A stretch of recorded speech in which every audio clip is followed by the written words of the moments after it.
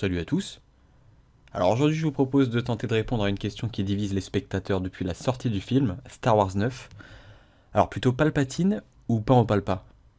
Attends, j'ai vraiment fait cette blague les gens? Oh putain. Vous avez le droit de vous barrer, hein. Écoutez, prenez un thé, un petit café, ce que vous voulez, posez-vous. On est là pour un petit moment je pense, on va discuter de Star Wars 9, Rise of Skywalker. J'espère que je l'ai bien prononcé. Sorti tout récemment, je ne sais pas quand, mais très récemment, je crois qu'il y a une semaine, grand maximum 2. Je crois que c'est le 18 décembre qu'il est sorti. Et là, on est le 23. J'ai été le voir mercredi dernier, tout seul, hein. Ça faisait plus de 10 ans que j'avais pas été au cinéma tout seul, étant donné que la chérie ne voulait pas m'accompagner, vu qu'elle avait été très déçue du précédent, et je peux la comprendre, j'avais détesté. Mais j'y suis allé avec un petit espoir, voilà, je me suis dit pourquoi pas rattraper un petit peu le merdier, même si j'en attendais pas grand chose, franchement, j'en attendais pas grand chose. Donc n'hésitez pas à dire si vous êtes d'accord ou non avec mon analyse. Et moi je veux savoir, voilà, est-ce que vous avez plutôt apprécié, est-ce que vous avez adoré le film, ou alors au contraire est-ce que vous n'avez pas apprécié, voire sûrement détesté, ce qui est le cas de certains, hein. Je peux lire les réseaux sociaux, sur les réseaux sociaux il y a pas mal de bashing, mais en réalité il y a un peu de tout, et c'est aussi ce qui fait la force de la saga, c'est une saga qui fait parler d'elle, qui fait beaucoup parler d'elle-même, et sa popularité n'est plus à démontrer, et c'est intéressant de voir que même des gens comme moi, qui ont détesté le 8 sont partis voir ce neuvième épisode, ne serait-ce que pour voir ce que Disney, ou plutôt ici Abrams, J.J. Abrams, il faut dire J.J. Abrams je crois, parce que J.J. ça se dit pas, hein. J.J. Abrams avait à nous proposer pour la fin de cette toute nouvelle trilogie. Est-ce que justement il allait réussir à remonter la pente après un épisode 8 qui tentait de détruire, de déconstruire les choses, et même qui pour moi et pour beaucoup détruisait les fondements, la magie de toute la saga.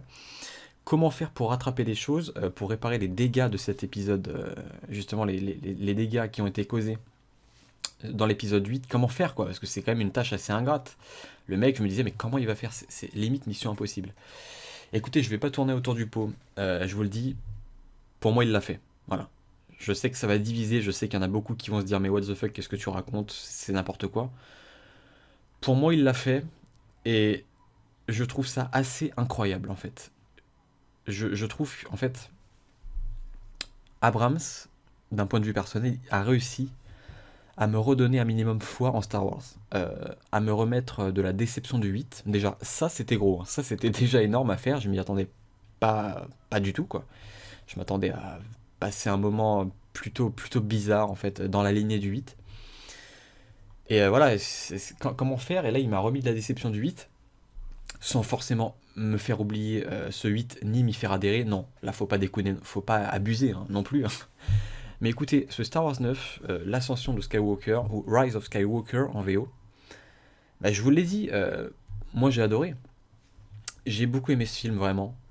C'est pas un film qui est parfait, loin de là, il y a plusieurs choses qui m'ont fait tiquer dans le film, sur lesquelles je vais revenir, mais vraiment j'ai beaucoup apprécié, et je n'ai pas boudé mon plaisir. Voilà, j'ai vraiment passé une bonne séance, et c'est ça le principal quand on va au cinéma, c'est de passer un bon moment. Je pense que c'est le principal. J'ai eu l'impression de retrouver Star Wars, voilà, de renouer avec la saga, alors que le 8 m'avait vraiment foutu un coup au moral, m'avait assez dégoûté, m'avait retiré mes étoiles dans les yeux, et ce, plus le temps a passé. Plus le temps passait, plus je pensais au 8, plus j'étais dégoûté, plus je voyais que c'était un foutage de gueule et que c'était complètement aberrant, en fait, que ce soit dans Star Wars ou dans cette nouvelle trilogie, tout simplement.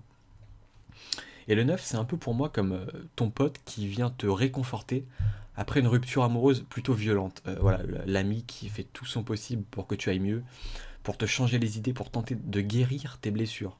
Et d'ailleurs, par rapport au fait de guérir les blessures, je n'utilise pas mes mots pour rien, vous saurez sans doute de quoi je veux parler pour ceux qui ont vu le film. J'en reparlerai un petit peu plus loin dans la partie spoil que je développerai. Voilà, donc il y en a pas mal qui n'ont pas aimé, hein, qui ont voire détesté cet épisode 9, et ça je peux le lire, hein. De toute façon ça gueule beaucoup sur les réseaux sociaux, c'est souvent les avis négatifs qu'on entend le plus malheureusement. Et ça ok, ça arrive, voilà, comme avec à peu près tous les épisodes de la saga en réalité, même si ça se voit davantage aujourd'hui avec la masse de fans de Star Wars qui n'a fait que grandir au fil des années, plus les réseaux sociaux, bah justement, pour que tout le monde puisse s'exprimer, tout le monde a un avis à donner. Les avis, c'est comme les trous du cul, tout le monde en a un, c'est vrai. Tout le monde peut s'exprimer, notamment ceux qui gueulent, qu'on entend le plus. Forcément, ça gueule, et les gens aiment bien qu'on les entende. Voilà, ça c'est... vous pourrez avoir le point de vue que vous voulez là-dessus, c'est un fait. Les gens ont besoin d'attention. D'ailleurs, ceux qui n'ont pas aimé le film, j'ai remarqué cette tendance, ils ont pour habitude d'aller piocher les arguments contre ce film à droite à gauche, pour ensuite aller les répéter, comme des sortes de robots. Alors que de base, ces arguments ne viennent pas d'eux. En fait, certes, ils n'ont pas aimé le film, mais ils cherchent d'autant plus d'arguments pour appuyer leur thèse, comme pour appuyer leur avis. Alors que c'est pas du tout ce qu'ils ont pensé ou ressenti pendant le film, en fait. Pendant le film, pendant la séance et même après. Donc je trouve, d'un point de vue personnel, qu'il y a une espèce de malhonnêteté intellectuelle chez certains, et je dirais même beaucoup malheureusement, de ce que j'ai constaté, mais je peux me tromper, hein, à ressortir les arguments des autres, comme des machines en fait.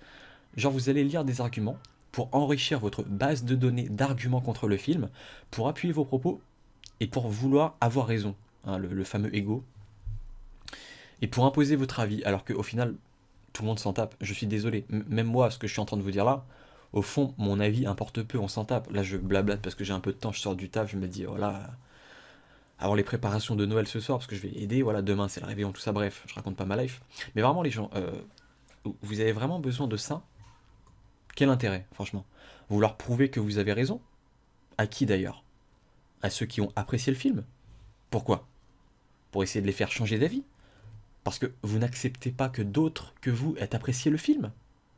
Vous êtes peut-être, je sais pas, quelque part jaloux que des gens aient passé un bon moment alors que vous avez payé votre place et vous vous êtes fait chier.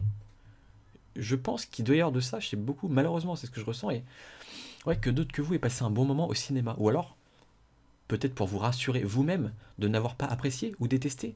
Vous conforter dans vos idées parce que peut-être que sinon ça ébranlerait vos convictions, ce en quoi vous croyez, ce que vous êtes en tant que personne.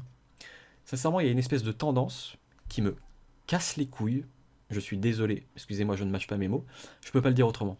À vouloir imposer sa vision aux autres. Voilà, en se prétendant avoir l'avis absolu, la marche à suivre. Sinon, t'es un pigeon. Sinon, t'es pas sur le droit chemin. T'as rien compris au film.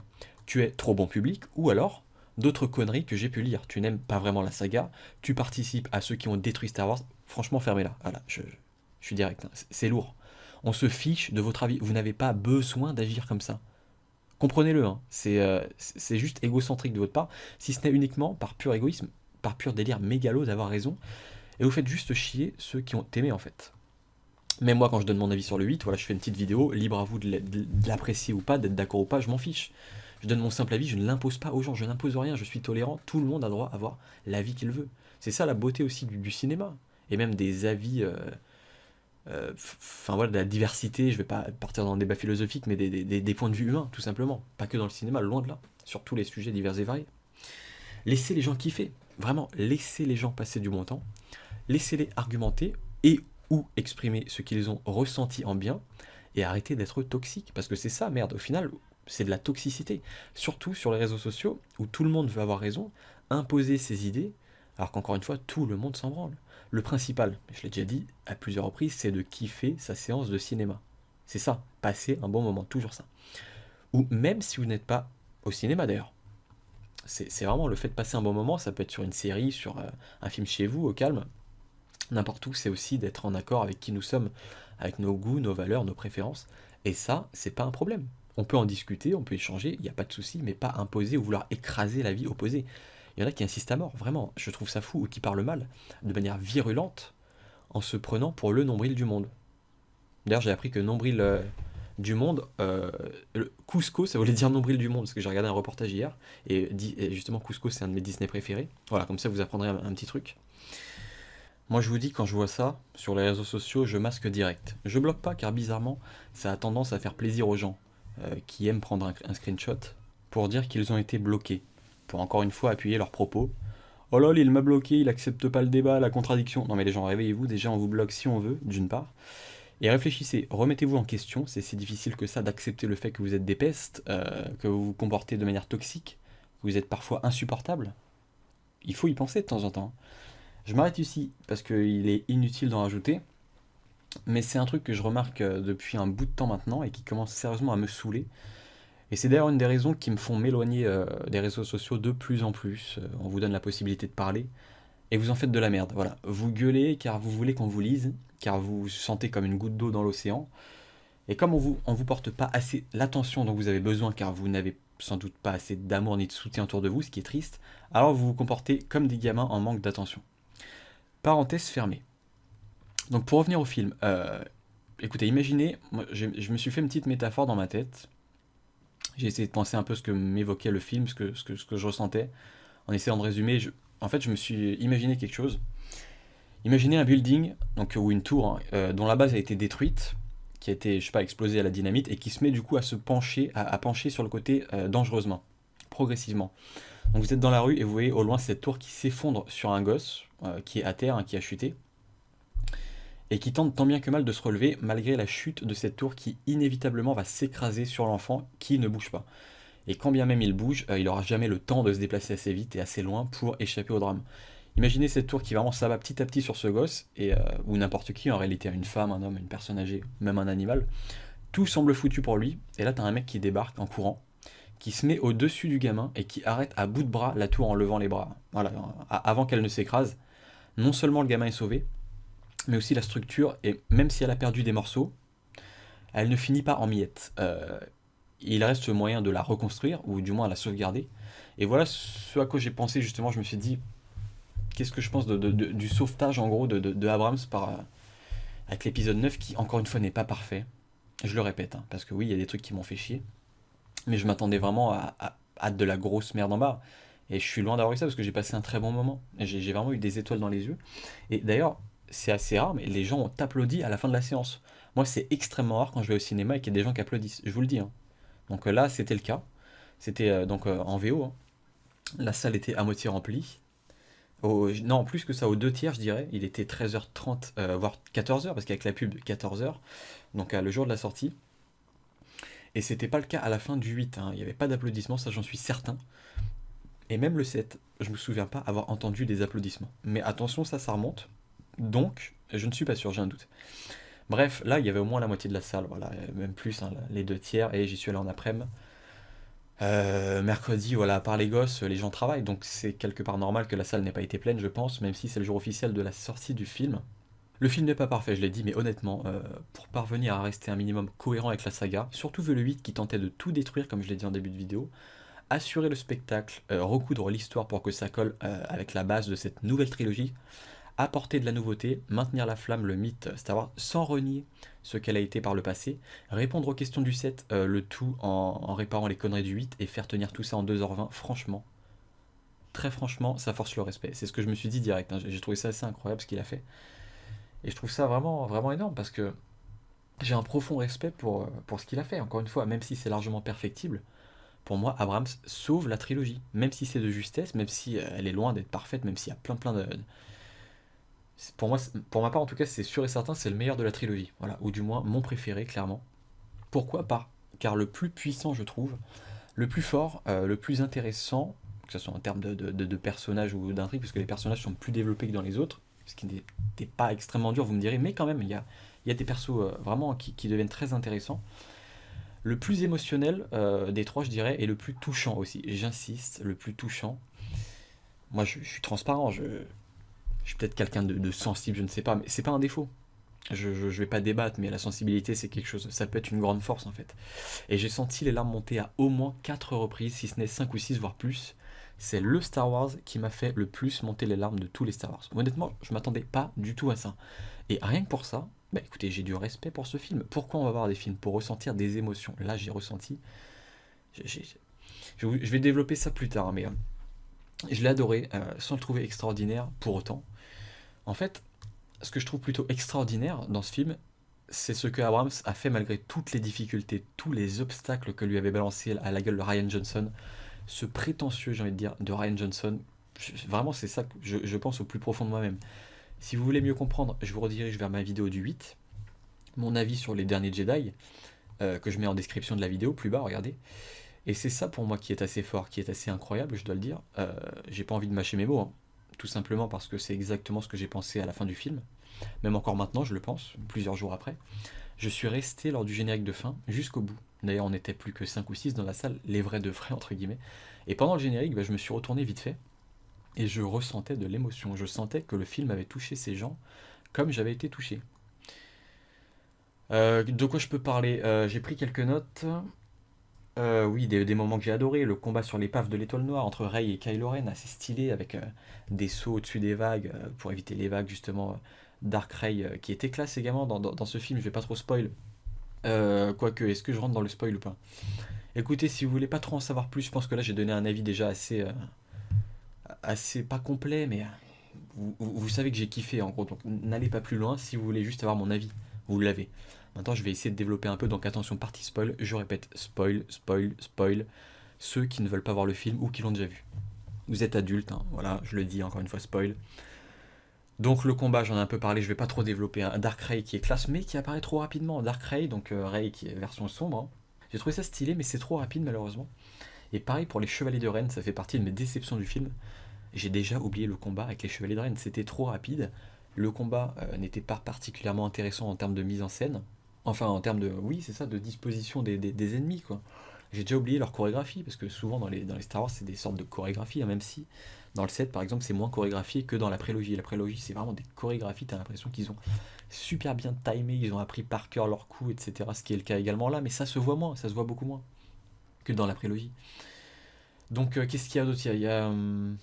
Écoutez, il y a du soin par la force dans ce film. Et moi, au lieu de me dire pourquoi, comme beaucoup, je me dis pourquoi pas. La force peut se développer, les gens. Elle peut prendre plusieurs aspects. Pour moi, vraiment, elle peut se développer. Elle peut s'améliorer. Après, il y a des trucs comme piquer le collier de Rey à distance. Voilà, il y a un moment, t'as Kylo Ren qui prend le collier à distance de Rey.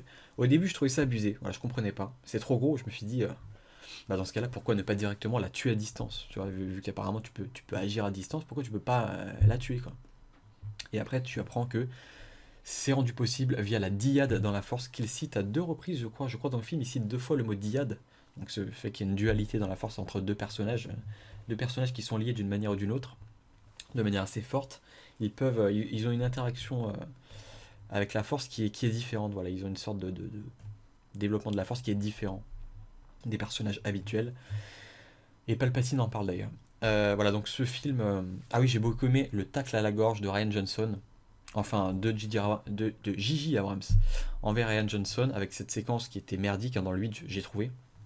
Où t'as Mark Hamill, donc Luke Skywalker, qui balançait son sabre en mode fuck, les Jedi ça n'existe plus. Le mec désillusionné, en gros. Enfin, c'est tellement. Je vais pas revenir sur le film. Et ici, justement, J.J. Abrams, il a pris le contre-pied de cette scène. De toute façon, un peu tout le film, je l'ai ressenti comme ça, hein. Je pense que je vais le développer un peu plus tard. Mais c'est aussi ce qui m'a fait kiffer cet épisode, c'est que toutes les saloperies du 8 où l'autre est dit je vais faire mon film dans mon coin en mode mégalo, en mode voilà, en pensant pas au reste, euh, bah là ça tente d'être réparé par J.J. Abrams, d'être raccommodé, j'ai beaucoup aimé. C'est beaucoup plus respectueux pour moi de l'univers en fait, c'est ça que j'ai beaucoup aimé. Et d'où le fait que j'ai retrouvé des étoiles dans les yeux. Euh, En plus de pas mal de choses que j'ai déjà dit et que je vais continuer à développer. Dans ce film, il y a un vrai entraînement, contrairement à celui qui est, allez, disons-le, inexistant dans le 8. On te fait croire qu'il y a un entraînement. T'as Luke Skywalker qui dit ah, demain à l'aube, 3 leçons. Il y a eu que dalle en fait. Il y a eu une leçon, c'est ferme les yeux. Qu'est-ce que tu ressens? La vie, la force, la colère, mon cul sur la commode en gros. Voilà, donc pour revenir un petit peu sur les critiques que j'ai pu lire, je vais vous donner un exemple, entre autres, hein. Je cite: Palpatine devait mourir et revenir en celui ou celle qui l'aurait tué, sauf que là il meurt et il ne revient pas. C'est n'importe quoi, ai-je pu lire, à plusieurs endroits. J'ai lu comme quoi c'était pas normal qu'il ne revenait pas en Rey alors que Rey l'avait tué. Oui, parce que, attention, gros spoil, je vous l'ai dit, hein, Rey tue Palpatine. Même si c'est plus compliqué que ça, il y a toute une séquence, mais je vais pas trop développer. En gros, oui, des gens se plaignent que Palpatine ne revienne pas. Alors, ouais, sauf que ici Rey a utilisé la propre force de Palpatine pour la retourner contre lui. C'est comme s'il s'était auto-tué. Donc il se disloque, comme celle face au Kamehameha Père-Fils dans DBZ, et il ne revient pas, tout simplement. Donc on peut imaginer, en tout cas c'est mon interprétation, que comme Palpatine est mort de ses propres éclairs, de sa propre attaque, que Rey lui a renvoyé dessus, alors c'est un peu comme s'il s'était tué lui-même. En tout cas moi, c'est de suite ce à quoi j'ai pensé dans la salle, et j'ai donc trouvé ça plutôt logique qu'il ne revienne pas. Du moins, pas maintenant, pas tout de suite. Qui vous dit qu'il ne reviendra pas plus tard? Dans les autres stars? Personne. Peut-être qu'il reviendra dans un futur épisode. Mais honnêtement, ça me ferait chier. Personnellement, il est terminé, pour moi, il est désintégré. On voyait ses particules disparaître, je n'ai plus envie de voir sa gueule maintenant. Donc écoutez, on verra bien, mais pour moi, c'est fini. Voilà. Pour moi, Palpatine, c'est fini, je l'espère en tout cas. Je vous l'ai dit, Luke qui balance son sabre dans le 8, ici sous forme de fantôme de la force, il le rattrape quand Rey le balance, quand Rey croit plus en rien. Et t'as Luke qui lui dit, une arme Jedi mérite un peu plus de respect que ça, tu ne trouves pas? Un truc du genre. Et j'ai trouvé ça complètement énorme en fait comme tacle à la gueule de Ryan Johnson. À ce moment-là, je me suis dit que c'était une bonne grosse baffe dans la gueule de ce gars-là. Et je vous avoue que j'ai bien kiffé. C'était très satisfaisant à voir, ça m'a fait sourire. Et ça fait partie, mine de rien, des nombreux détails du film auxquels j'ai accroché et qui m'ont fait renouer avec la saga. Oui, les Jedi, ça existe. Oui, la Force, ça existe. Et non, on n'efface pas toute la saga juste par prétention d'un simple réalisateur qui veut juste se démarquer. T'as des choses à respecter, à un minimum. Et tu ne peux pas faire ce que tu veux non plus. Tu as des comptes à rendre. Moi, si je te confie mes jeux vidéo avec mes sauvegardes, tu vas pas me les effacer pour t'en refaire par-dessus pour toi-même. Oui, un petit peu le délire, moi c'est ce que je pense. Donc je voulais dire un petit mot sur le phénomène de surprise dans un film. Parce que ça, j'ai lu pas mal de trucs là-dessus qui m'ont un peu saoulé. Donc ici, dans un Star Wars, sur le fait d'anticiper ou non les actions ou les phrases des personnages. Il faut bien avoir en tête qu'anticiper ne veut pas dire que les effets, que ce soit les actes, les scènes ou les mots, sont ratés dans un film. Justement, ça peut au contraire être quelque chose de très bien fait, mis en scène, quelque chose de plutôt rassurant, et qu'on voit comme étant quelque chose de cohérent. Si on s'attend à un truc, c'est peut-être quelque part que ce film nous a bien préparé à cette chose-là, à ça par le passé, que ce soit dans un épisode précédent ou au sein même du film qu'on est en train de regarder. Et du coup, dans l'une des toutes dernières scènes du film, qui se passe sur la planète sableuse, je crois que c'est Tatooine, où elle sort son sabre jaune. D'ailleurs, je sais pas trop d'où il vient, mais bon, il est classe, il est très très classe. J'aurais aimé le voir davantage, peut-être dans les autres films, on verra. Si Rey revient, j'en suis pas sûr. Une habitante demande à Rey, sur cette planète, comment elle s'appelle. Sachant que biologiquement, on l'a appris dans le film, attention spoil, barrez-vous si vous avez toujours pas compris, on a appris que Rey, en fait, c'était une Palpatine, la petite fille de l'empereur Sith. Et donc, elle se retourne, elle voit les fantômes de ceux qu'elle considère maintenant comme sa vraie famille, elle se retourne à nouveau vers l'habitante et elle prononce Rey Skywalker, alors que c'est une Palpatine. Et ça fait tout à fait sens, en fait, avec ce qu'on a vécu tout au long du film, et je dirais même tout au long de cette trilogie, en fait. Depuis le tout début de l'épisode 7, si on remonte, car depuis le commencement de cette nouvelle trilogie, Rey cherche sa place. Elle se questionne sur son origine, d'où elle vient, qui est sa famille, et le fait d'anticiper ce qu'elle va dire à ce moment-là, ça n'a rien de nul ou nanardesque. Non mais je le dis parce que j'ai pu le dire à plusieurs reprises que c'était trop attendu, trop convenu. Écoutez, justement, tout l'enjeu du film, tout l'enjeu du fait de trouver sa place, ici Abrams veut nous montrer que c'est quelque chose qui touche au cœur, en fait, à l'esprit, à ce qui se passe à l'intérieur des personnes. Ici d'un Jedi, puisque Rey, malgré ses doutes, n'est pas une Sith, mais bel et bien une Jedi. Et pourquoi? Et c'est ce qui fait toute la beauté du message de ce film d'ailleurs, c'est qu'elle l'a choisi en fait. Elle a choisi d'être une Jedi. Tout comme elle aurait pu totalement perdre pied, perdre confiance et se tourner du côté des Sith, car niveau puissance et état d'esprit, elle aurait très bien pu basculer en fait. On nous montre bien qu'il y a un basculement, surtout dans ce film. C'est déjà amorcé dans les premiers, dans le 7, dans le 8, mais là vraiment on sent d'autant plus le basculement, je trouve. Et voilà, donc elle aurait très bien pu, jusqu'à ce qu'il a mené à plusieurs éléments la rassurant et la confortant dans l'idée qu'elle voulait, au fond d'elle-même, aller du côté lumineux de la force. C'est aussi pour ça que je trouve le message beau et super important, que ce soit pour la saga en elle-même, via le personnage de Rey, qui est du coup l'élément central de la trilogie, du moins pour moi l'un des éléments principaux, avec Kylo Ren également, mais c'est aussi un très beau message pour tous les jeunes qui vont regarder le film, voire découvrir la saga avec le film, ou alors cette nouvelle trilogie. Rien n'est acquis d'avance, que ce soit la force, le chemin que l'on va emprunter, nos convictions, nos choix, même l'origine est remise en cause. Certes, c'est toujours important de savoir d'où l'on vient, mais c'est encore plus important de savoir où l'on va, ou au minimum, et pour être encore plus précis, où l'on souhaite aller. Tout dans la nuance. Car des échecs, il y en aura, logiquement. Tout le monde en a. C'est ce qui nous confère de l'expérience, en fait. C'est chuter pour mieux se relever et avancer. C'est ça qui nous fait s'améliorer. Pour moi, le personnage de Rey est vraiment bien mieux travaillé à ce niveau-là que dans l'épisode 8, enfin que dans les précédents. Dans cet épisode 9, vraiment, c'est là où c'est la plus intéressante, je trouve. Du même que Kylo Ren, d'ailleurs. C'est la même. Je ne vais pas développer tous les persos du film, mais vraiment, je les ai trouvés vraiment beaucoup plus intéressants. Avec cet épisode 9, moi j'ai retrouvé les étoiles dans les yeux que m'avait retiré l'épisode 8. Ne serait-ce qu'en pendant le film et en sortant du film, je sentais que c'était le cas déjà. Donc c'est fort que cet épisode 9 puisse me faire ressentir ça, j'y croyais difficilement, voire quasiment pas en fait. Et Abrams démontre comment relever le niveau après un épisode 8 destructeur et, pour moi, je le précise, assez catastrophique.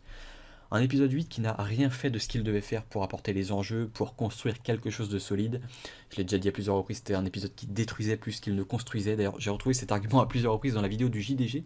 Je me suis dit, le mec, il a repris ma formule, quoi. Parce que c'est exactement ma phrase. Ce film déconstruit plus qu'il ne construit.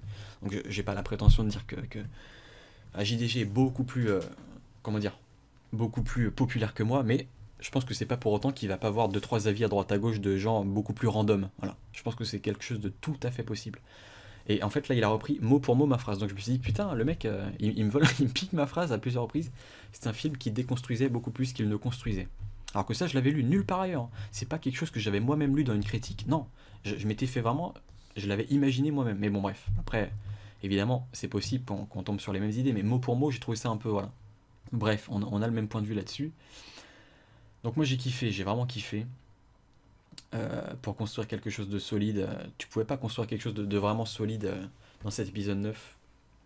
Aussi bien, aussi bonne fut été ma séance, je me dis que forcément, si Abrams avait fait le 8, le 9 aurait été encore meilleur. Et c'est ça qui est dommage, c'est que tu sens que là il a été rushé le film, il a été vraiment... ils ont fait il a été vite, vite, vite, vite, il s'est dépêché. Putain, je me dis, il manquait du temps là. Il aurait fallu un film de 3 heures, voire plus, un épisode entier quoi. Parce que le 8, il apporte rien, putain. Il voulait partir dans sa direction, sauf que non, non, non, tu pars pas dans ta direction. À la limite, tu gardais tes idées pour une nouvelle trilogie, mais tu faisais pas de la merde comme ça. Enfin bon, je vais pas revenir sur le 8. Alors du coup, le 9, bah écoutez, je pense pas que ça soit mon préféré, mais je dirais que c'est l'un de mes préférés, clairement. Je le trouve bien meilleur que le 7, et surtout bien meilleur que le 8. Alors que le 7, j'avais déjà kiffé ma séance. Hein. Même si plus le temps a passé, plus le 7, je l'ai trouvé classique et sans prise de risque en fait. Et le 9, en fait, c'est vraiment... pour moi, il y a vraiment de la prise de risque, malgré du fanservice. Les gens pourront dire ça parce que tu retrouves les anciens personnages, mais en même temps, quoi de mal, ça fait toujours du bien. En plus, c'est des personnages qui parfois n'ont pas une... C'est 3PO, et voilà, il m'a touché quand il a dit je regarde une dernière fois mes amis, juste avant qu'on lui efface sa mémoire. Il m'a touché. Je crois que c'est pour la toute première fois dans Star Wars, il m'a touché. Donc comme quoi, les gens disent qu'il y a du fanservice. Déjà, ce mot-là, je le comprends qu'à moitié en fait, parce que d'un côté je comprends, parce que tu remets les personnages qu'on connaît, mais de l'autre, si tu les utilises pour faire des choses touchantes, avec C3PO, c'est un personnage, il faut bien comprendre, qui est là depuis les tout premiers Star Wars. C'est le seul personnage à ma connaissance, le seul acteur, qui a fait tous les Star Wars. Tout, en fait. Du début à la fin, il a été présent dans chaque épisode. Et là, tu le mets dans une séquence qui est touchante, quoi. Et en plus, il joue, il a une part dans le scénario, vu qu'avec il faut traduire une langue sith, etc. Enfin, je vous passe les détails, mais ils ont quand même trouvé un lien. Et en plus de ça, il est touchant. Moi, ça m'a limite, je vous dis, ça m'a foutu les larmes aux yeux, sa réplique. Et la séquence d'ailleurs fait partie des moments qui m'ont vraiment touché du film. Alors donc moi j'ai adoré le 9, hein, mais je suis persuadé que le résultat aurait été encore meilleur si Disney avait donné l'occasion à J.J. Abrams de faire le 8. J'en suis intimement convaincu. Le tout aurait eu une cohésion bien meilleure, la trilogie aurait bénéficié d'une réelle vision d'ensemble, et c'est d'ailleurs ça l'une des choses que je regrette le plus au final. Alors oui, on peut blâmer Rian Johnson d'avoir fait ce qu'il a fait sans revenir dessus, voilà, je fais partie de ceux qui ont détesté le 8 et qui le reprochent de s'être comporté de cette façon. C'est-à-dire d'être dans une sorte de délire mégalomane, prétentieux, qui veut plus surprendre que tenter de construire des choses. D'ailleurs, son film n'avait rien apporté ou pas grand-chose, bien au contraire, pour moi, c'est le boulet de cette trilogie, c'est le film problématique. Et s'il y a bien un épisode de la trilogie à blâmer, pour moi, c'est vraiment le 8. Donc je comprends pas ceux qui disent que le 9, pire épisode, etc. Non, le 8, c'est vraiment lui qui a tout pété, pour moi, vraiment. Je le vois comme le vilain petit canard, non pas comme quelqu'un qui tente de faire les choses différemment, mais Rian Johnson, parce que justement, les différences, souvent, c'est bien. Mais là, ça va au-delà de ça. Voilà, allez voir ma vidéo du 8 si ça vous intéresse, mais c'est vraiment qu'il a mal fait les choses, quoi. Tu as un épisode précédent à respecter, une cohérence globale à respecter, et tu ne peux pas te permettre de dire fuck au réalisateur précédent et faire comme tu l'entends. Surtout sachant que tu vas pas réaliser l'épisode suivant, en plus de ça, et le laisser en mode démerde-toi avec la merde que j'ai foutue, dans tout ce que tu avais tenté d'entreprendre. Je suis désolé, mais moi, si d'un point de vue personnel, je te laisse ma baraque pour les vacances, tu vas pas y foutre le feu. Tu vas pas renverser mon frigo. Tu vas pas péter la télévision ou le PC, tu vas rester tranquille, tu vas faire un peu le ménage, tu vas cuisiner proprement, tu vas pas inviter 40 personnes sans mon accord, et tu vas pas non plus chier sur mon paillasson. Voilà, ça c'était pour la petite métaphore un peu gratos. Là c'était clairement too much quoi. Se distinguer c'est bien, mais pour moi là c'était bien trop osé, voire prétentieux, insultant. Et d'ailleurs c'est pour ça que le film s'était pris un tollé monumental. Critique à la fois côté presse et côté spectateur. Et je reviendrai un peu après sur la réception critique du 9, l'ascension de Skywalker. Ah, donc malheureusement, l'opus précédent n'aide pas. Au contraire, ce 8 qui met des bâtons, voire des sabres laser pour moi dans les roues de l'épisode 9, qui à lui tout seul doit répondre à trop de questions en fait pour avoir le temps de véritablement se poser, d'où la présence d'un film qui va vite, très vite, trop vite pour certains. Je pense que il va très vite et c'est clairement dommageable. Moi, ça m'a pas empêché d'apprécier vraiment ma séance, je vous l'ai dit. Et ce film, j'ai adoré, voilà. D'ailleurs, le film dure 2h20, et j'avoue que j'aurais pas craché sur 20 minutes de plus pour que l'action puisse se poser un peu plus, et pourquoi pas travailler un peu plus certaines scènes concernant des personnages un peu laissés sur le carreau. Je pense notamment à Finn, qui est plutôt transparent dans le film, j'ai pas trop compris. Heureusement, Poe relève le niveau et offre à la fois sa meilleure prestation en tant qu'acteur, je trouve, mais aussi en termes d'écriture de personnages. D'ailleurs, l'humour est bien calibré. Je parle de ça parce que justement, Poe Dameron, il y a pas mal d'humour autour de ce personnage. Et même l'humour général du film, je dirais. On n'a pas des running gags à deux balles, ou alors des gags dignes d'une sitcom, comme qu'on pouvait avoir dans The Last Jedi, je suis désolé, où c'était à de nombreuses reprises assez ridicule. Ça apportait un côté nanardesque au film. Je pense par exemple à la toute première scène avec le général Hux, qui se fait tourner en ridicule au téléphone. J'ai pas compris sur le coup, je me suis dit, mais what the fuck, qu'est-ce que c'est que ce truc en plus dès le début du film, quoi, d'entrée de jeu, ça commence comme ça. Et là, avec Podamon, justement, il y a vraiment un humour qui fonctionne. Dans cet épisode 9, j'ai trouvé que l'humour servait le film, servait l'action, et ce, à plusieurs reprises.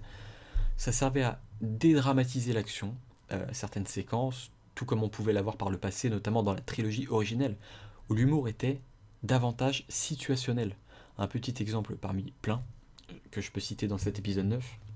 À un moment, tu as Rey et son équipe qui s'infiltrent dans un vaisseau ennemi. Je crois que c'est un croiseur, mais je ne suis pas sûr. Elle passe la main devant deux Stormtroopers et elle les fait obéir par la force. Voilà, vous connaissez ce fameux geste. Elle contrôle leurs pensées en disant qu'il n'y a aucun souci qu'ils soient là. Les Stormtroopers répètent qu'il n'y a aucun souci, qu'ils ont le droit d'être ici. Et juste après, t'as Poe qui se retourne vers Finn et qui lui dit un truc du genre: est-ce qu'elle a fait ça avec nous aussi? Voilà, ça m'a fait marrer parce que c'est situationnel, ça dédramatise et ça fonctionne vraiment, quoi. C'est percutant, ça colle à l'action.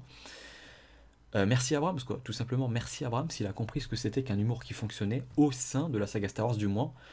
Et même, enfin vraiment, je trouve que d'un point de vue général, l'humour fonctionne plus, que ça soit dans Star Wars ou non. Et j'ai trouvé ça appréciable. Un humour qui n'en fait pas trop, qui est juste, qui tombe au bon moment et surtout qui ne décrédibilise pas le film, ni ses enjeux dramatiques, comme je pouvais le ressentir dans le 8 encore une fois. Star Wars, ce n'est pas vidéo gag. Donc pas merci Ryan Johnson, et merci Abrams, encore une fois. La scène où l'empereur absorbe la force de Ben Solo et de Rey. Je dis Ben Solo parce que justement il y a eu la rédemption, pour ceux qui ont vu le film, voilà, je spoil encore une fois, même si ceux qui n'ont pas vu, la rédemption de Kylo Ren en Ben Solo. Je passe les détails, hein, voilà, je développe pas tout sinon ce sera trop long, mais la scène où l'empereur Palpatine absorbe la force à la fois de Ben Solo et de Rey, puis balance un éclair ultra balèze dans le ciel, voilà, qui va toucher tous les vaisseaux de l'Alliance, j'ai trouvé ça ultra stylé, assez magnifique en termes de photographie, de mise en scène. C'est superbement classe, c'est superbement mis en scène, c'était fort comme image. Et le double sabre laser de Rey pour contrer l'éclair suivant de Palpatine, après avoir repris courage et confiance en elle, voilà, notamment à l'aide de voix de personnages qui la poussent à aller en avant, et justement qui la poussent en avant, des personnes qui lui sont proches, en qui elle a de l'estime, et c'est réciproque d'ailleurs. Elle repousse l'éclair avec son sabre, et avec le deuxième sabre qu'elle sort en croix, comme un croyant qui repousse le démon avec sa croix, en fait, comme Simon Belmont qui repousse Dracula. Je trouvais ça vraiment magnifique. Il y a une telle puissance dans la mise en scène, avec le deuxième sabre d'un coup, qui sort pour envoyer. La mise en scène est au top. Voilà, j'ai pensé à du Dragon Ball. Voilà, moi qui suis fan de Dragon Ball Z, j'ai pensé au Kamehameha Père-Fils, avec Goku qui en rajoute une couche derrière. Seulement les fans pourront comprendre ce que je dis là. Mais j'aime beaucoup en fait cette mise en scène, qui est forte en image et en symbole aussi. Et il n'y a rien à dire. Pour moi, le symbolisme aussi est au top. Et c'est pour ce genre de moment que je me rends compte que j'aime Star Wars. Oui, j'aime Star Wars. Et je l'avais presque oublié en fait, à cause de l'épisode 8. J'aime cette saga, merde. ça fait du bien de la retrouver, de s'en rendre compte à nouveau. Et je me disais, en fait, j'avais tellement. J'avais laissé tomber, en fait. Moi qui pensais avoir laissé tomber le délire, ou qu'elle m'avait laissé tomber aussi, les deux. D'ailleurs, on voit une horde de Sith en capuche noire dans les tribunes, et ça donne un nouvel aspect au Sith, un côté un peu culte, un peu limite religieux qu'on n'avait pas avant dans les opus précédents. Ça fait partie des nouveautés, et j'ai trouvé ça intéressant, original et fort. Il y a du monde, il y a un gros soutien pour l'empereur, il y a une vraie menace. Ils ne sont pas que un ou deux ou trois comme souvent. Là, il y a vraiment du monde, même si on les voit pas énormément et qu'ils interagissent pas. Voilà, ou encore la première scène avec Kylo Ren qui cherche l'empereur et qui tue des habitants d'une certaine planète. C'est froid, mais super bien fait. La mise en scène, la bataille sur l'épave dont je vous parlais tout à l'heure, avec une scène très aquatique avec des vagues de ouf. Ça m'a d'ailleurs fait un peu penser à Interstellar, hein, même si les vagues étaient quand même bien moins hautes, ça c'est sûr. C'est l'opposé de la scène au-dessus de la lave entre Obi-Wan Kenobi et Anakin Skywalker dans La Revanche des Sith. En fait, voilà, l'opposition, l'eau au contraire de la lave. Ici, t'as Rey et Kylo Ren qui font des sauts de ouf pour éviter les vagues, pour réatterrir sur l'épave en mode badass en continuant le combat juste après. Ça enchaîne. D'ailleurs, j'ai vraiment beaucoup aimé ce qui se passe à la fin de la scène avec cette histoire de guérison. T'as Rey qui gagne le combat contre Kylo Ren et elle plante son sabre laser dans le torse de Kylo dans un déchaînement de rage. Voilà, elle est dans le combat, elle est vraiment dans son délire. Et t'as Kylo Ren, du coup, il bouge plus, bah, il s'est fait planter. Il est à la fois souffrant et surpris surtout de ce qui lui arrive parce que justement, il est mis en échec par cette fille. Mais justement, il est à moitié surpris. Parce que rappelez-vous, dans le set, bah, il connaissait déjà le pouvoir de Rey, il connaissait déjà son potentiel. Rappelez-vous, hein, il avait déjà, quelque part, il avait déjà un peu peur d'elle, je pense. Rappelez-vous la scène de Star Wars 7 dans laquelle Rey gagne le combat également, dans la forêt enneigée. Et elle le soigne en fait, exactement comme elle l'avait fait avec un gros serpent précédemment dans le film, hein, dans le 9, sur une planète du désert. Je sais plus le nom d'ailleurs. Et j'ai trouvé ça fort en fait comme image, le fait qu'elle soigne Kylo Ren. Car avant de le faire, justement, elle a revu des images de ses proches, il me semble, hein. Elle pleure, elle se rend compte que c'était pas la bonne chose à faire. En fait, c'est maintenant qu'elle a accompli son truc qu'elle craque, qu'elle a pleuré parce qu'elle se dit qu'il faut mieux réparer les choses en fait. Ce qui fait qu'une fois soignée, Kylo Ren va aussi bugger, il s'attendait pas à ça, se remettre en question. Et bon, je vous passe les détails, mais c'est vraiment beau au niveau mise en scène. Moi, comme je le raconte, c'est pas impressionnant, mais il faut le voir. Moi, j'ai beaucoup aimé, j'ai vraiment aimé la mise en scène. Et, euh, et le voir changer de mentalité comme ça après une scène là encore géniale, je trouvais ça génial. J'ai trouvé ça une scène où justement qu'il oppose à son père, Kylo Ren qui revoit son père, donc Harrison Ford, hein, même si c'est qu'une image de son père puisqu'il l'avait tué dans le 7. J'ai trouvé cette scène vraiment touchante. Quand il parle à son père, d'ailleurs c'est vraiment, j'ai trouvé ça super intelligent parce que Kylo Ren, ici Ben Solo, parce que pour moi il a déjà entamé sa rédemption à ce niveau, à ce moment-là. Et t'as Kylo Ren qui lui balance les mêmes phrases qu'il lui a dit avant de tuer son père. Sauf qu'ici, Han Solo lui répond, le rassure, et le remet sur le droit chemin, ce qu'il n'avait pas fait avant de se faire tuer dans le 7. Justement, dans le 7, il disait à son père, avant de le tuer, je sais plus exactement ce qu'il dit, mais en gros, je peux pas revenir en arrière, c'est trop tard, je suis parti, celui que t'as connu n'existe pas, ou un truc du genre. En gros, il montre qu'il peut pas revenir en arrière. Et là, tu as exactement les mêmes dialogues. Je crois que c'est ça, hein. Sauf que t'as son père cette fois-ci qui lui répond à chacune de ses phrases où il doute de lui, où il dit que c'est mort, etc. Son père lui répond en mode rassurant, en mode positif, il le rassure, il montre la valeur de son fils. Et j'ai trouvé ça complètement énorme. Parce que du coup, ça fait. Nous-mêmes, en tant que spectateurs, ça nous fait réfléchir quand on se dit que si son père lui avait dit tout ça dans le set, peut-être que son fils n'aurait pas eu la faiblesse de le tuer. Sûrement qu'il aurait agi différemment. Peut-être, en tout cas, on n'en est pas sûr, mais on peut se poser la question. Donc déjà, ça c'est intéressant. En plus de l'émotion de la scène, et sans m'étendre, j'ai beaucoup aimé la rédemption voilà, du personnage de Kylo Ren, qui va finir par devenir Ben Solo, comme je l'ai dit, jusqu'à la fin du film, où on assiste à quelque chose, quelque part, on s'y attendait un peu au fond, mais qui fait quand même mouche. Parce qu'encore une fois, anticiper les choses ne veut pas dire que c'est mauvais. Du moins, ça c'est mon avis. C'est juste que ça a été bien amené. Et que ça nous parlait en fait, ça nous paraissait somme toute assez logique au final. Donc ce Star Wars 9 c'est un épisode avec des messages forts, avec du partage, avec de l'émotion, avec de l'esprit de groupe, avec des images fortes, avec du symbolisme, avec des moments forts, épiques. Si je vous dis que même la séquence où Rey arrête le croiseur à distance avec la force pour tenter de sauver Chewbacca m'a foutu les larmes aux yeux.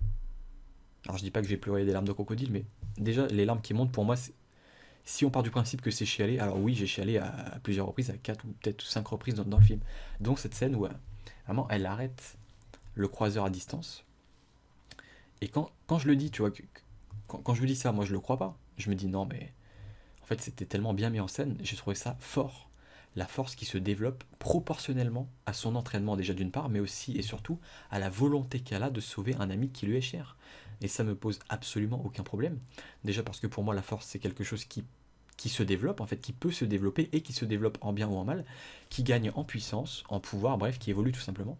Et que ce soit ici ou avec le soin, dont je vous ai parlé tout à l'heure, j'ai trouvé ça génial. Franchement, c'est des surprises, il faut apprendre à être surpris, je vous en parlerai un peu à la fin de cette critique, je pense.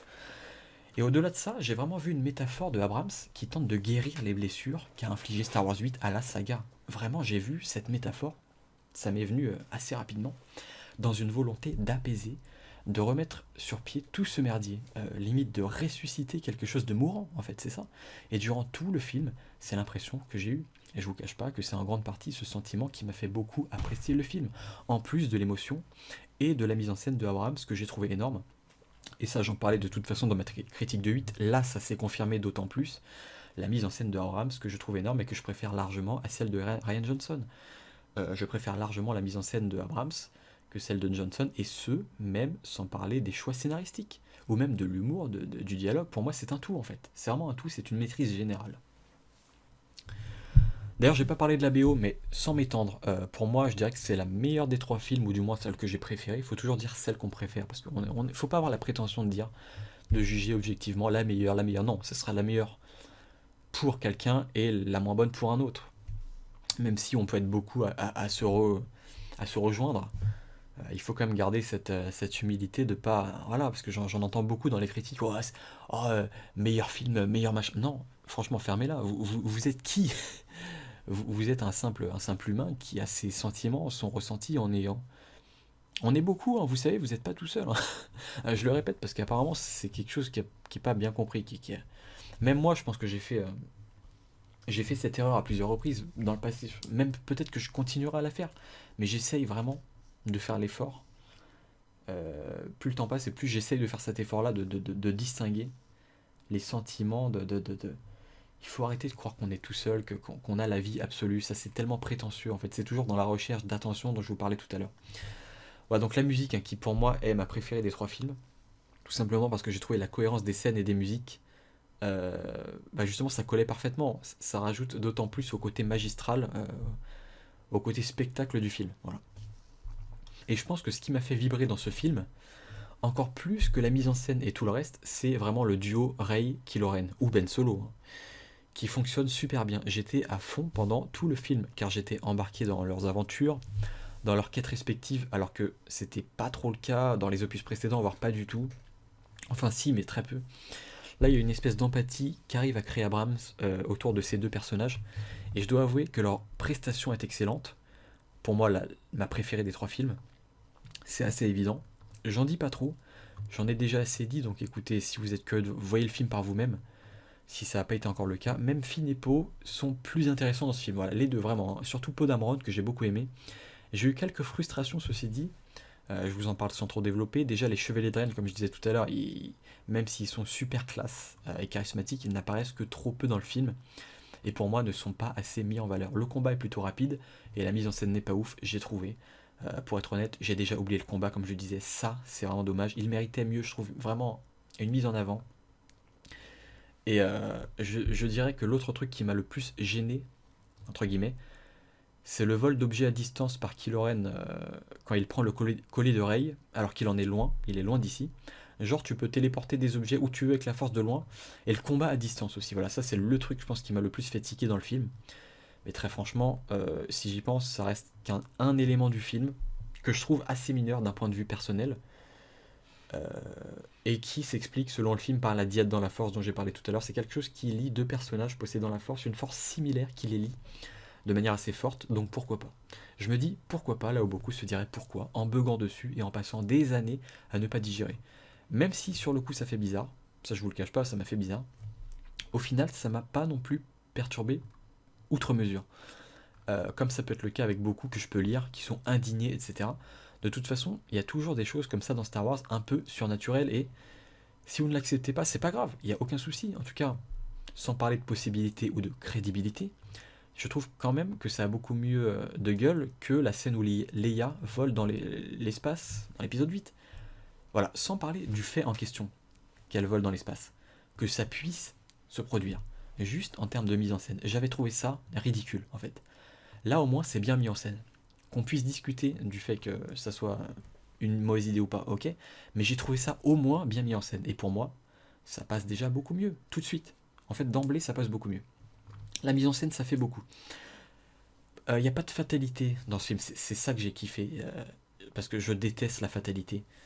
Je suis quelqu'un qui aime aller de l'avant, se battre, même si les choses sont parfois qui se présentent comme étant perdues ou j'aime bien. Écoutez, j'ai un côté, j'aime me battre. J'ai peut-être mon côté lion, hein, je sais pas. Si vous croyez en l'horoscope, moi un petit peu, pas outre mesure, mais voilà. Je me dis que la fatalité, il y en a pas en fait dans ce film, parce que le coup de la famille de Rey, ici, ce qui compte, c'est la construction en tant qu'individu qui compte. Et ça, j'ai trouvé ça génial. C'est pas parce que t'es la fille de un tel ou un tel que tu dois faire ci ou faire ça, que tu dois te comporter comme ci ou comme ça. Palpatine annoncé au début du film, au générique. Ça a gueulé là-dessus, comme quoi ouais, il a été annoncé dès le début du générique, c'est n'importe quoi, t'es même pas préparé. Écoutez, s'il avait été montré ou annoncé plus tard dans le film, on t'aurait dit oh il pop de n'importe où dans le film. Les gens sont jamais contents. Les gens ne sont jamais contents. Pour moi, c'est une bonne idée. Comme ça, on est tout de suite dans le bain. De toute façon, il y a tellement de choses comme ça que vous allez lire. Et si tu y penses, tu vois, tu te dis mais attends, si c'était différent, les gens auraient quand même gueulé, tu vois. Bah là, je vous ai donné un exemple qui pour moi est assez criant et assez parlant de vérité. Et je me dis ça depuis, ça fait quelques jours que je pense à ça, je me dis, mais attends, en fait c'est vraiment bien que ça soit d'emblée, parce que si c'était plus tard, ça aurait peut-être paru même davantage, je sais pas tiré par les cheveux, mais ça serait plus arrivé comme un cheveu sur la soupe en fait. Bref, déjà plus de 48 minutes de critique, écoutez, moi je vais pas m'éterniser, moi j'ai beaucoup aimé, et pour ceux qui n'ont pas aimé, il n'y a aucun souci. Tu n'aimes pas un film, on va pas en mourir. À un moment, il faut savoir que ça reste un produit commercial. Si tu l'aimes pas, évite de te faire du mal, tout simplement. Ça fait plus de 40 ans que Star Wars est né, et à chaque épisode, on a le droit à l'éternel c'était mieux avant. La trilogie originale, à sa sortie, a eu son lot de critiques. La prélogie a été dégommée, et ce, alors même qu'elle venait de George Lucas, les gens. En personne, George Lucas en personne. Et la nouvelle trilogie se fait bâcher également. Elle se mange un shitstorm, notamment par les fans les plus hardcore, je dirais. C'est pas les seuls, hein, mais ça ressort quand même pas mal. Et sinon, est-ce qu'on en parle de la pétition pour annuler le 8? Moi, j'ai pas aimé le 8, je l'ai même détesté. Et alors, vous aimez pas, et ça a été mon cas, tant pis. Par exemple, si Johnson refait des Star Wars, bah n'allez pas les voir. Moi, si Johnson refait des Star Wars, il y a 99% de chances que j'aille pas les voir. Au bout d'un moment, Disney arrêtera si les gens ne vont plus les voir. Le but, c'est quand même de faire du chiffre, de faire des entrées. C'est le but de tout film, hein. Quoi que vous pensiez de Star Wars, la passion. Non, c'est une entreprise, Disney. Star Wars, c'est vraiment. Il faut que vous vous mettiez en tête. Il faut arrêter de trop en attendre. C'est commercial. Même si vous êtes déçu, vous aimez pas, ok. Mais franchement, arrêtez de vous prendre trop la tête dessus. Moi, j'en attends pas grand chose, et c'est pour ça que j'ai vraiment kiffé ma séance, c'est que j'en attendais pas grand chose, notamment avec l'histoire du 8 qui m'avait déçu, etc. J'en attendais rien. Je pense que honnêtement, les gens, je vous le dis, c'est un conseil, c'est comme ça qu'on est le plus surpris en bien, souvent, hein, souvent que ce soit dans les films ou ailleurs, même dans la vie, hein, dans les relations, c'est la même chose. Bref, vous aimez pas, c'est pas grave. N'accordez pas trop d'importance à tout ça, franchement, ça reste du divertissement. Et surtout, c'est subjectif. Il y en a qui aiment, il y en a qui aiment pas. Il faut juste l'accepter. Il y a des gens qui ont du mal à accepter. Let it be, comme on dit, hein. C'est vraiment ça, c'est lâcher prise. Plus le temps passe, plus je m'en rends compte. Au lieu de rager éternellement, en voulant miner le plaisir de celles et ceux qui apprécient, on peut tous donner un avis, mais sans insister pour tenter de faire changer tout le monde d'avis à chaque fois. Votre avis, je vous l'ai dit tout à l'heure, au fond on s'en fiche. Mon avis, on s'en fiche. Dans l'absolu, le principal est de kiffer sa séance, je le répète. Parfois, je me demande pourquoi certains continuent de regarder malgré la haine ou le dégoût constant qu'ils affichent à longueur de temps, à longueur d'une saga comme Star Wars. Et vraiment, ça me dépasse. Parfois, dès que la force prend une forme un peu différente de ce à quoi ils s'imaginaient, Oh mon dieu, sacrilège, qu'est-ce que c'est ça? Oh, pour moi, la force, bah, c'est juste attirer un petit morceau de métal à 2 mètres. Oh bah putain. Oh bah pour moi, la force, bah, c'est juste avoir un sabre laser et se battre. Non mais, vous voyez un peu où je veux en venir? Je grossis le trait, mais j'ai l'impression que beaucoup ne se laissent même plus surprendre en fait. Tout doit être attendu, convenu, et si ça entre pas dans les cases mentales qu'ils se sont fixées, alors ce sera automatiquement de la merde, et t'en as qui vont partir en combat à cause de ça, et ce, même avant d'avoir vu le film. Parfois, le film est déjà bâché avant qu'il sorte. Et je trouve ça vraiment aberrant, vraiment, je trouve ça pitoyable, je vous le dis. Fin de la parenthèse. Tout va bien. Tout va bien, vous allez bien. On se calme, tout va bien. Il fait beau, enfin non, il fait moche. Mais c'est pas grave, on s'en fout, on est vivant, on est en bonne santé. J'espère pour vous, en tout cas, je vous le souhaite. Et si c'est pas le cas, bah, je vous souhaite d'aller mieux. Je pars en HS total. Merci Abrams. Non, je le répète parce que vraiment, hein. Mais je vais pas m'étendre des heures sur ce que j'ai dit. Euh, Qu'est-ce que je peux rajouter? Je réfléchis, hein, j'avais pris quelques notes, j'ai plus grand chose à dire. Pour moi, le film répond à beaucoup de questions du set, même s'il va très vite et n'a pas le temps de tout développer malheureusement. La photo 8, là je suis désolé, je suis catégorique. Pour ma part, encore une fois, c'est mon avis, que vous pouvez ne pas partager ou partager. Et j'espère que les gens bah, vont kiffer les films quoi qu'il arrive et vont essayer de respecter les avis des autres. Voilà, pour moi, le 8 est un sacré handicap, est une anomalie dans cette trilogie qui empêche le 9 d'être exceptionnel. Mais j'ai adoré malgré tout, voilà, je le soutiens. En fait, j'ai envie de l'aimer ce film. Parce que je sens toutes les bonnes intentions, je sens. Et c'est pas que des intentions, je vous en ai parlé pendant toute cette critique, cette petite analyse à mon échelle. C'est vraiment un film qui est émotionnel, qui est puissant pour moi, qui est fort, qui est plein de symbolisme, la mise en scène est géniale. Les personnages sont beaucoup plus intéressants que dans les autres. Notamment deux, hein, surtout deux, hein. Les autres un peu moins, même si Podamron notamment, etc. Enfin, je vais pas revenir dessus. Même si encore une fois tout n'est pas parfait déjà. C'est un véritable spectacle visuel, c'est magnifique graphiquement, sans en faire des caisses non plus. La mise en scène et la photo sont excellents, les personnages sont bien plus intéressants comme je l'ai dit, même s'il y a quelques laissés de côté. J'ai ressenti de l'émotion, et même davantage que dans la majorité des Star Wars. Et c'est peut-être la première fois que j'en ressens autant devant un film de la saga. Et c'est ça qui me surprend en fait. Même devant Rogue One, j'avais quasiment rien ressenti. C'était un film froid, Rogue One. C'était la pure guerre. C'est le film le plus guerrier, je pense, de toute la saga Star Wars. Rogue One, il est froid. Je me fichais du sort des personnages. Je suis désolé hein, pour ceux qui ont aimé Rogue One. C'est pas mauvais en soi, mais en fait pour moi il y avait juste la scène finale que j'avais trouvé énorme en fait de souvenir avec Dark Vador. La mise en scène est complètement exceptionnelle. L'émotion, moi, je l'ai revu il y a pas longtemps. J'ai encore eu les larmes aux yeux. Alors que le film, je l'ai vu il y a longtemps. Je l'ai vu à sa sortie.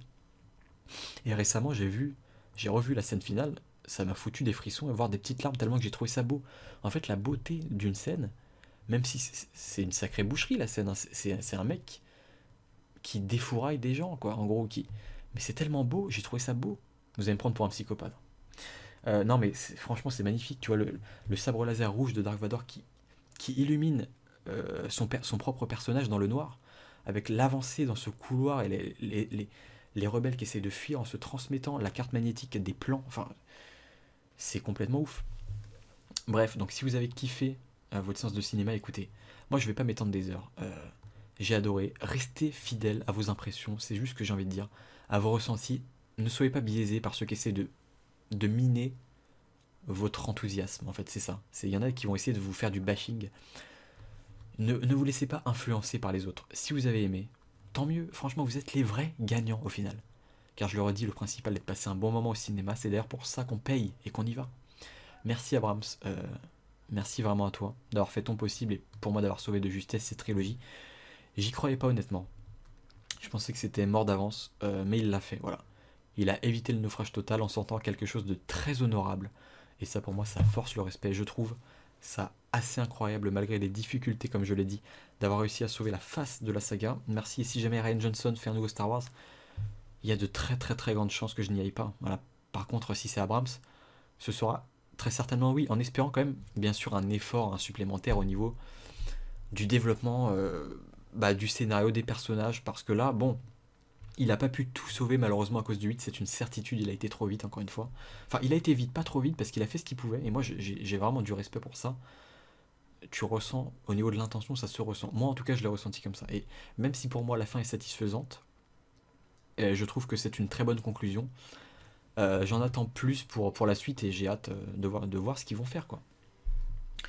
Et de toute façon, c'est comme souvent, je vais vous dire, voilà, pour revenir un peu autour des critiques qu'il y a autour du film, ceux qui n'ont pas aimé et propagent leur rage autour d'eux sont plus bruyants que ceux qui ont adoré, qui sont plus discrets. Pour reprendre une phrase du film, ils veulent nous faire croire que l'on est seul. Et c'est dingue de constater à quel point les haters tentent d'écraser ceux qui ont aimé à coups de grandes phrases sans recul, avec assurance et virulence. Si nous étions dans la saga, il y aurait clairement le camp des Sith et celui des Jedi. Pour reprendre un tweet que j'ai fait il y a pas longtemps. Sur ce, je vous souhaite une bonne journée, une bonne soirée à tous. Dites-moi ce que vous avez pensé du film. Est-ce que pour vous Star Wars est mort? Est-ce que vous avez kiffé toujours autant, et ce malgré les défauts que vous pourriez éventuellement lui trouver? Portez-vous bien, je vous dis à bientôt les gens, et la bise.